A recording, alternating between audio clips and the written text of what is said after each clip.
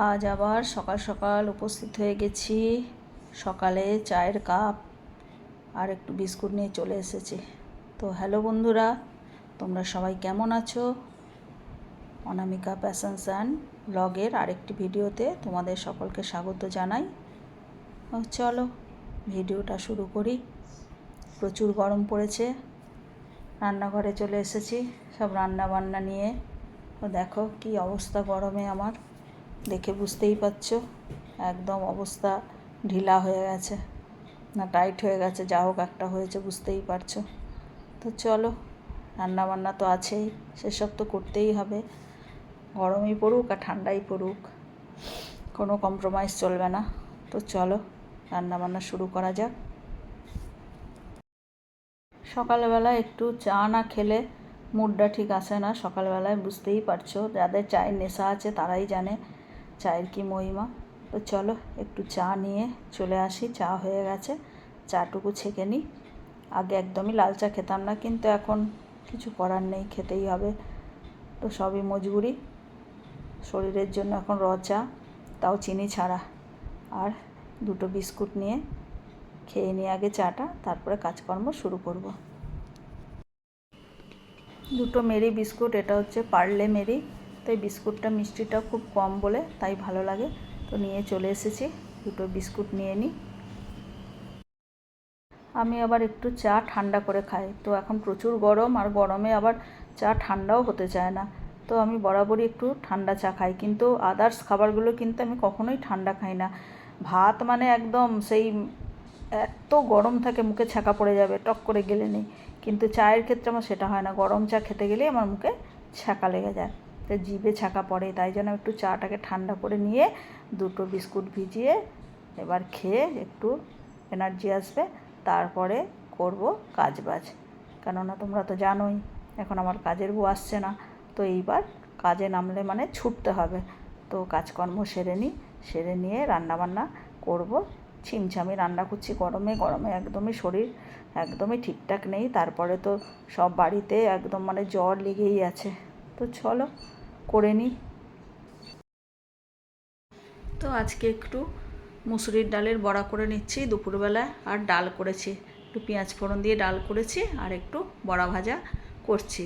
ওর বাবা বললো যে একটু বড়া ভাজো, ডাল দিয়ে খাবো, এমনিও ভাজাভুজি অতটা খেতে চায় না, তাই আমি মুসুরির ডালের সাথে একটু মটর ডাল একসাথে করে একটু পেঁয়াজ লঙ্কা কুচিয়ে ভালো করে মেখে একটু বড়া করে নিচ্ছি।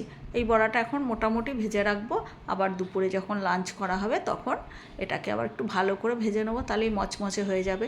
তো চলো বড়া কটা করে নিই, আর তারপরে দেখাই আর কি কি রান্না করেছি। তবে এমনি ছিমছামি রান্না করেছি।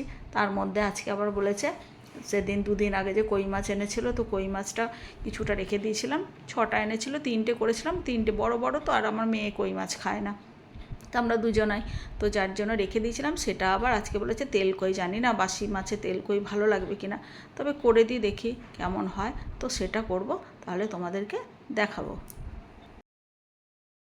আর এই যে মুসুরির ডাল, বললাম না পেঁয়াজ ফোড়ন দিয়ে একটু মুসুরির ডাল করেছি বড়া ভাজা দিয়ে খাবে বলে, তো ওদিকে বড়াটা হচ্ছে, আর এদিকে ডাল আমি নামিয়ে নিয়েছি, আর এদিকে ভাত চাপিয়ে দিয়েছি। তো ভাতটাও তোমরা দেখে নাও, দেখো ভাতটা চাপিয়েছিলাম, হয়ে গেছে ভাতটা।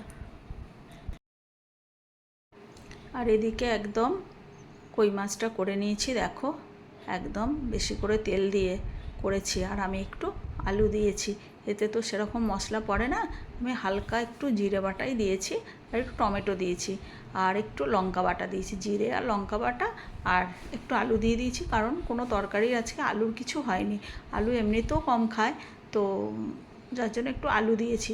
তবে জানি না কেমন খেতে হবে আজকে, তেল তো আমি অনেকটাই দিয়েছি, তেল কয়ে তেল হবে না তাই কি হয় বলো, তো তেল কই তো তেলের মধ্যেই ডুবে থাকবে, তো আমিও বেশি করে দিয়েছি। এক তো গরমকাল, তার মধ্যে দেখো লাল লাল কেমন হয়েছে, একদম তেলে ভর্তি তেল কইটা, দেখে তো মনে হচ্ছে খুব ভালোই হবে, কিন্তু যেহেতু কই মাছটা দুদিন আগের, যার জন্য বুঝতে পারছি না খেতে কতটা ভালো হবে।